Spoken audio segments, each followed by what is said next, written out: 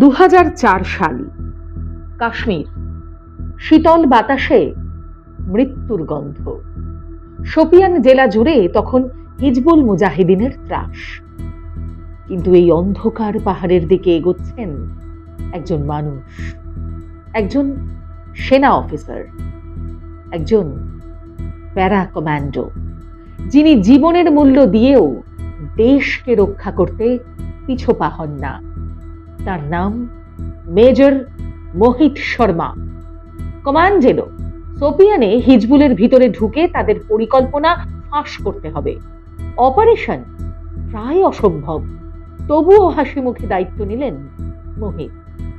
তিনি রাতারাতি পাল্টে ফেললেন তার পরিচয়, মুছে ফেললেন সেনার সমস্ত চিহ্ন, দীর্ঘ দাড়ি, অন্য পোশাক, হয়ে উঠলেন জঙ্গি ইফতিখার ভাট, এক যুবক যে কিনা দাবি করে ভারতীয় সেনা তার ভাইকে মেরে ফেলেছে আর সে প্রতিশোধ নিতে চায়।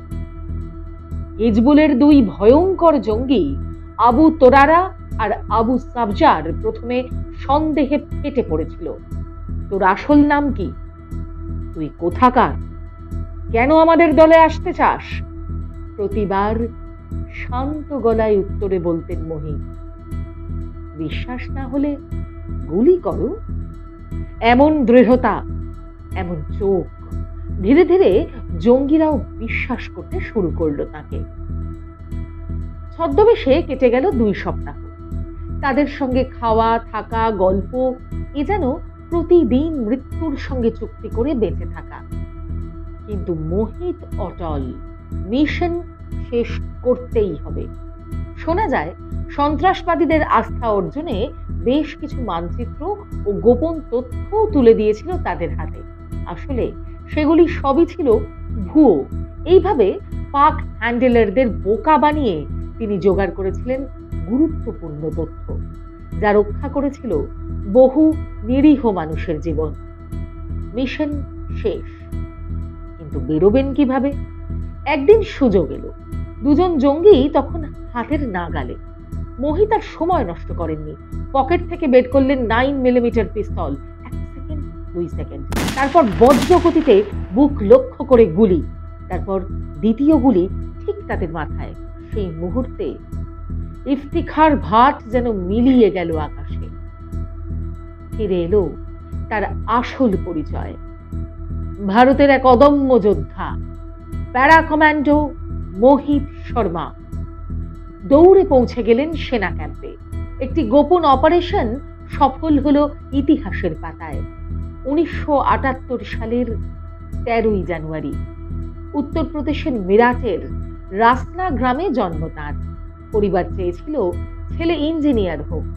পরীক্ষাতেও পাশ করেছিলেন মোহিত, কিন্তু হৃদয়ের গভীরে ছিল অন্য আগুন, দেশ সেবা। তাই যোগ দিয়েছিলেন ন্যাশনাল ডিফেন্স একাডেমিতে, যেখানে তার সাহস, শৃঙ্খলা আর ব্যক্তিত্ব দেখে সবাই তাকে চিনত মাইক নামে।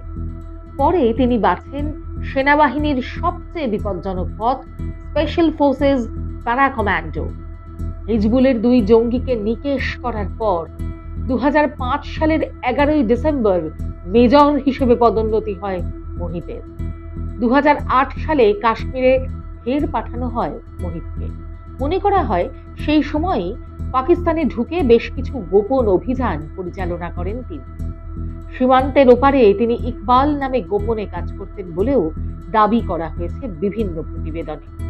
2009 সালের 21শে মার্চ কুপওয়ারার হাফরুদা বন, অপর পাশে লুকিয়ে ভারী অস্ত্রধারী জঙ্গিরা। এক চরম গুলির লড়াই শুরু হলো।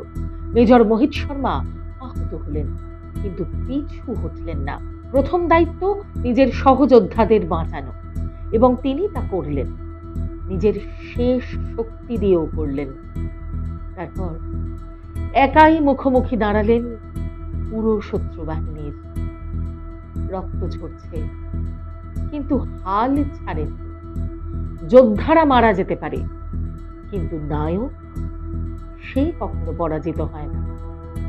দেশ তার অবদান ভোলে। তিনি পেলেন মরণোত্তর অশোক চক্র, 2005 সালে সেনা পদক। দিল্লি মেট্রো স্টেশনের নাম মেজর মোহিত শর্মা রাজেন্দ্রনগর। আজ জাতীয় যুদ্ধ স্মৃতিস্তম্ভে জ্বলছে তার নাম। তিনি এক অদম্য গর্ব। ধুরন্ধর ছবির প্রথম ঝলক মুক্তি পাওয়ার পর অনেকেই মনে করছেন সেই মোহিতের জীবন থেকেই অনুপ্রাণিত রণবীরের চরিত্র। মেজর মোহিত শর্মা শুধু একজন সেনা অফিসার নন, তিনি ছিলেন এক কিংবদন্তি, এক থ্রিলারের নায়ক, এক আত্মত্যাগী যোদ্ধা।